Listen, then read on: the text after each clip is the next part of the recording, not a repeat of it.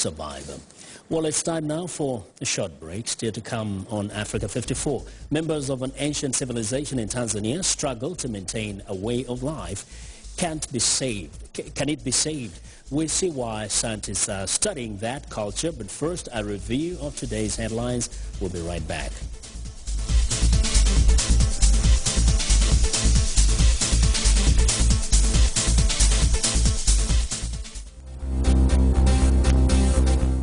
If you've just joined us, I'm Mariama Jallo, and here is a quick recap of today's headlines. In Egypt, presidential elections have been extended an extra day in an effort to boost turnout. Former army chief Abdel Fattah el-Sisi is expected to win. UNHCR says that more aid is needed for the more than 100,000 people in South Sudan camps after severe flooding. In Ivory Coast, a government census sparks charges of ethnic politics. In Mali, an official says that 50 soldiers were killed in a recent fighting with armed rebels in Kidal. Finally, in Kenya, militant activities are hurting the country's tourism industry. That's it for today. Thanks for watching. We'll see you next time.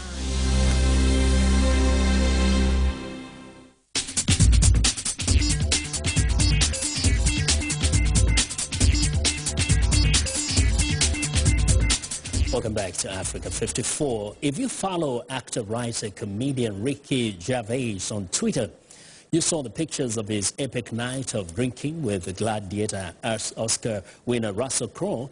After downing an alcoholic beverage or two, Ricky typed some tweets which were read around the world.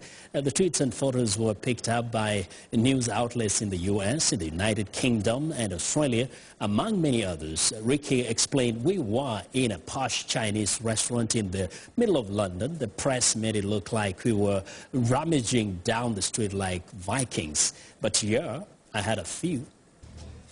Next. A traditional art form is getting a new twist by being blended with Western graffiti. Saudi Arabia is known for the intricate and detailed form of writing known as calligraphy. In Jeddah, that traditional art form is getting a new twist by being blended with Western graffiti. It is being called calligraphity, a new form of decoration that is turning a young generation into art fans. The art form is now being used by companies to sell their products to the youth market.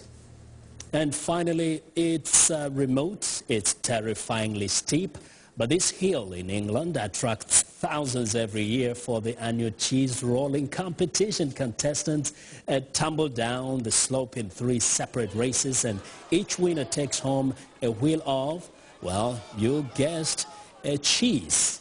Now, the winner of the second race risked his life, and he doesn't even like cheese. And that is what is trending today. Now, scientists are studying the last of the Hadza, an African population that lives off the land because their way of life is considered a baseline for human evolution. Recently, a documentary about them premiered in Washington. VOA's Caroline Turner has more. The documentary is titled Hadza, Last of the First. Tanzania's Great Rift Valley is the home of the ethnic group. Some 300 live as hunter-gatherers and foragers like their ancestors did for thousands of years.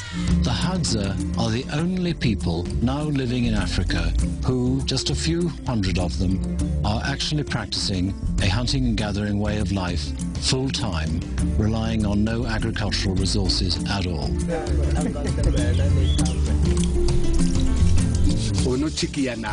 I live up here in the highlands. I have lived here all my life. In our search for origins, we start with people alive today and trace back in time, and taking this genealogical approach, constructing a family tree.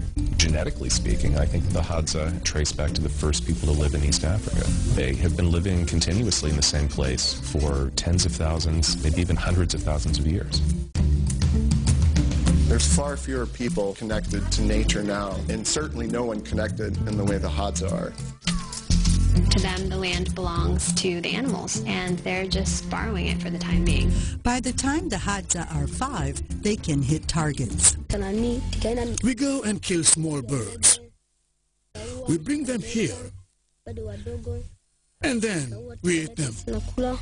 By the time they are 10, they are bringing home a lot of small game.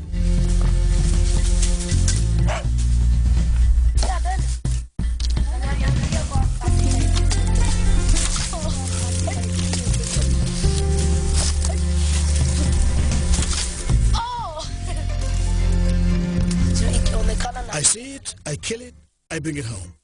Civilization has been closing in. Producer-director Bill Benenson says the Hadza were never forced to claim their land until now.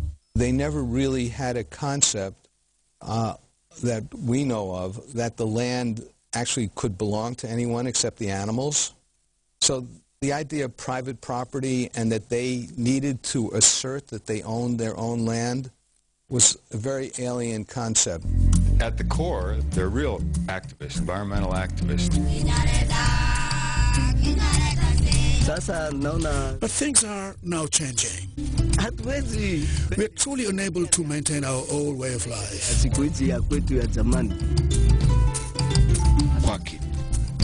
Now we worry about losing all of our land. It's an agrarian crisis. It's a political crisis. It's a development crisis. If things keep going the way they are, and people continue to come here, we will be finished. Gone forever.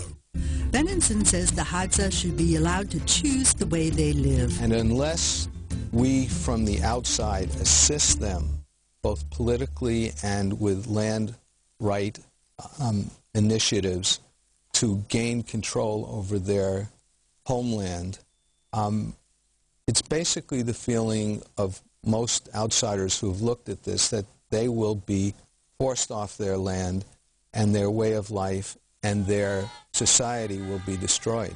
The film presents theories about the origin of mankind and was partially funded by the Nature Conservancy as a fundraiser to help the Hadza buy their own land. Carolyn Turner, VOA News. Now that's being real, one with nature, isn't it? And that's our show for today. Be sure to watch Africa 54 on our website at voaafrica.com for more news. Tune in to VOA's evening radio show, Africa News Tonight at 1800 UTC, and in the mornings to Daybreak Africa between 0300 and 0600 UTC, Monday through Friday. Thanks a lot for watching. From all of us in Washington, have a good night. See you tomorrow.